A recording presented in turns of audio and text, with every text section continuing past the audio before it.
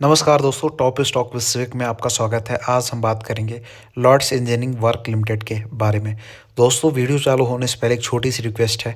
अगर आप इस चैनल पर नए हैं तो प्लीज़ चैनल को सब्सक्राइब करें, साथ ही साथ वीडियो को लाइक करें और वीडियो को अंत तक देखें, बिकॉज मैं स्टॉक रिगार्डिंग वीडियो, कंपनी का फाइनेंशियल, टेक्निकल और बिजनेस तीनों चीज़ें आप तक पहुँचाता हूँ।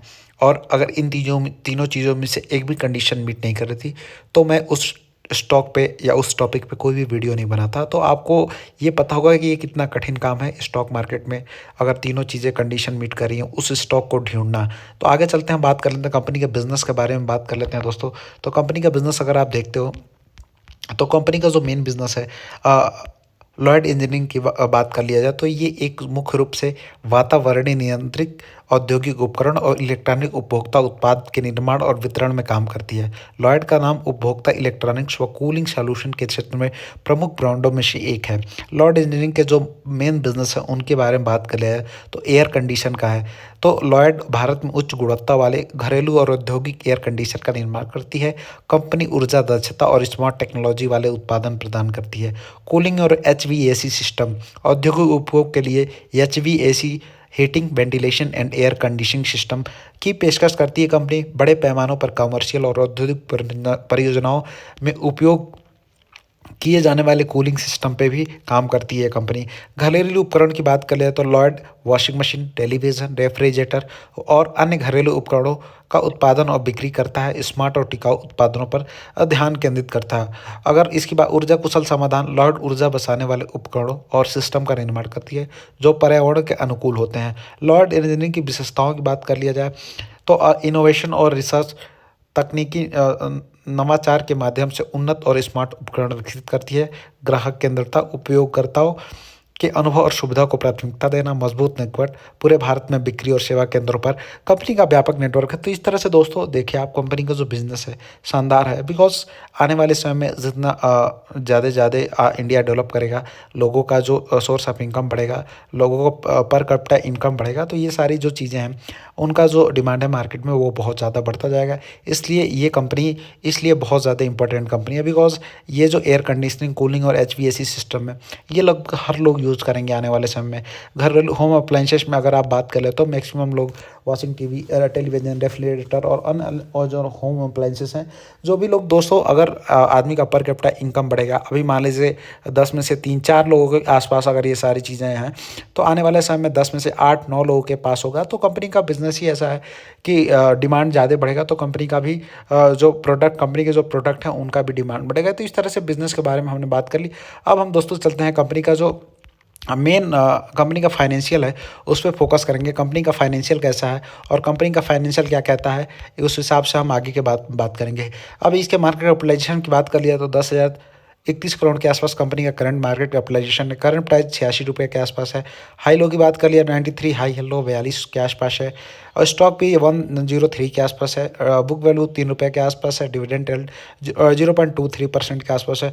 ROC is 28.3% which is very good. ROE 26.2% which is also very good. Face value 1 रुपये के आसपास है। चलिए हम क्वार्टरली रिजल्ट पे चलते हैं कंपनी की, और यहाँ पे हम बात करेंगे तो अगर सितंबर क्वार्टर में बात करते हैं तो हाईएस्ट एवर कंपनी का जो सेल्स निकल के नजर आता हुआ दिख रहा है। यहाँ पे अगर आप बात करते हो तो लगभग 90 करोड़ का कंपनी का जो सेल्स है वहाँ इंक्रीज होता हुआ दिख रहा है। अगर सितंबर के लास्ट ईयर वाले क्वार्टर से कंपेयर करते हो, यहाँ पे कंपनी का नेट प्रॉफिट, यहाँ देखिए हाईएस्ट एवर कंपनी का नेट प्रॉफिट है जब से हमारे पास डाटा अवेलेबल है 28 करोड़ के आसपास है। कंपनी का highest ever net earning per share highest ever है। यहाँ पे सेल्स की बात कर लेते हो तो टीटीएम में जाते हो ट्रेलिंग 12 मंथ में तो कंपनी के ऊपर हाईएस्ट एवर जो सेल्स है। यहाँ पे अगर कंपनी का नेट प्रॉफिट देखते हो तो कंपनी के ऊपर हाईएस्ट एवर नेट प्रॉफिट है जब से कंपनी ऑलमोस्ट डाटा हमारे पास कब से मार्च 2013 से, अगर मार्च 2015 से बात कर लेते हैं, मार्च 2013 से नहीं है, तो ऑलमोस्ट कंपनी के पास नेट प्रॉफिट हाईएस्ट एवर है। अगर मार्च 2015 के बारे में बात करें तब 3 करोड़ का था, आज 119 करोड़ के आसपास कंपनी का नेट प्रॉफिट है। तो आप दोस्तों समझ सकते हो ऑलमोस्ट 9 साल में कंपनी का नेट प्रॉफिट 3 करोड़ से इंक्रीज होते होते 119 करोड़ हो चुका है। तो कंपनी ने कितना अपने आप को ग्रोथ, 3 करोड़ से इंक्रीज होते होते 97 करोड़ के आसपास पहुंच चुका है। तो कंपनी अपने आप को खुद कितना ग्रोथ की है कि कोई कंपनी आज से 9 साल पहले 3 करोड़ का जो उसका नेट प्रॉफिट होता था आज 97 करोड़ है। तो आप इससे अंडरस्टैंड कर सकते हो कि डिमांड अगर प्रोडक्ट का नहीं रहता तो कंपनी इतना अच्छा बिजनेस नहीं कर पाती। आगे चलते हैं दोस्तों, हम बात कर लेते हैं। आगे चलने के बाद हम बैलेंस शीट में चलते हैं। यहाँ पे देखिए इक्विटी कैपिटल 114 करोड़ के आसपास, रिजर्व जो है कंपनी का वो 91 करोड़ से इंक्रीज होता है 325 करोड़ के आसपास।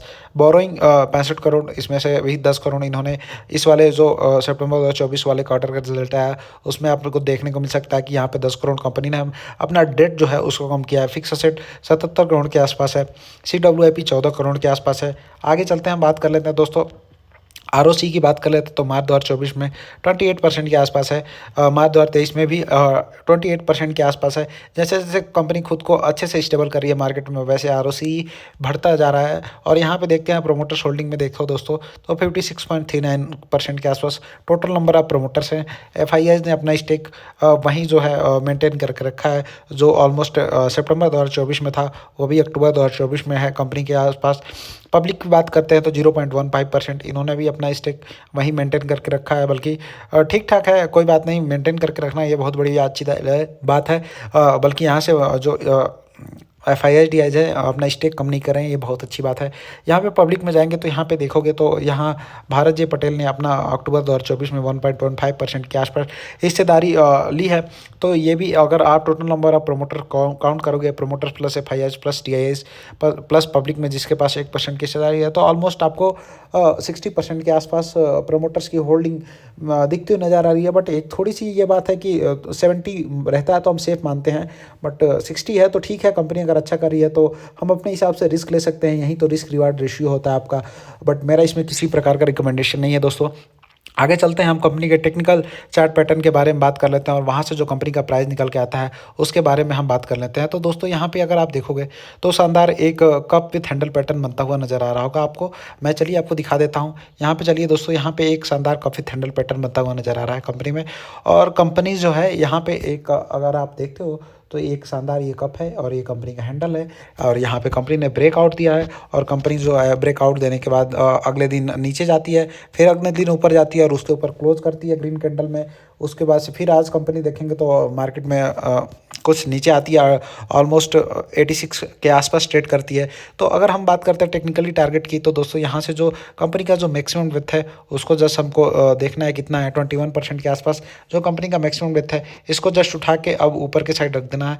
और ऊपर के साइड रखते हो तो जो ऊपर टेक्निकल टारगेट आता है वहीं जो कंपनी का टेक्निकल टारगेट होता है। तो यहाँ पे अगर देखते हो तो कंपनी का जो टेक्निकल टारगेट है ऑलमोस्ट 100 रुपये के आसपास आता है।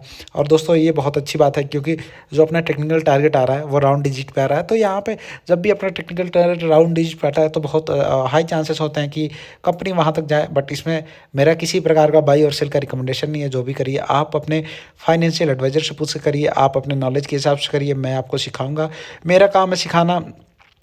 बस अगर आप यहाँ से देखते हो तो कंपनी 17% के आसपास जाते हुए दिख सकती है और ये बहुत जल्दी जो टारगेट है इसका अचीव होता हुआ दिख सकता है। दोस्तों आज के लिए बस इतना ही, मिलते हैं नेक्स्ट वीडियो में। थोड़े थोड़े पैसे लगा के आप रिच बनिए, एक बार ही, ज़्यादा ज़रूरत नहीं है कमाने की। 10-10 20-20% अगर मार्केट से कमाते हो तो आपको रिच बनने से कोई नहीं रोक सकता। जब आप गवाओगे तो आपको गरीब बनने से भी कोई नहीं रोक सकता। तो ये आप पे है, आपको रिच बनना है कि जो अभी आपका स्टेटस है उससे भी नीचे जाना है। मेरा काम है सिखाना, मैं सिखाता रहूँगा। आपने चैनल को सब्सक्राइब नहीं किया, सब्सक्राइब करिए। मिलते हैं नेक्स्ट वीडियो में दोस्तों। जय हिंद, जय भारत, थैंक यू।